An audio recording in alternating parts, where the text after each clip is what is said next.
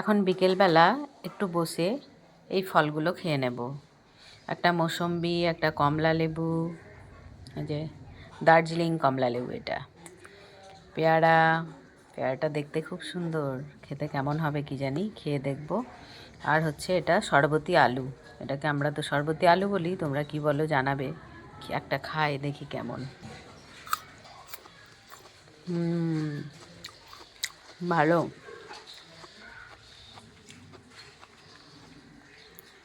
এখন একটা পেয়ারা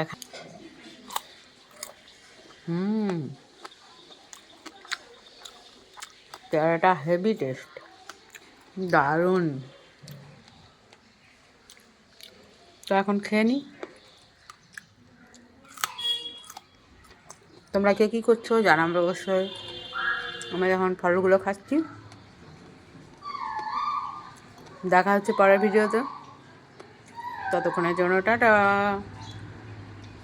please do like, comment and share, subscribe my video.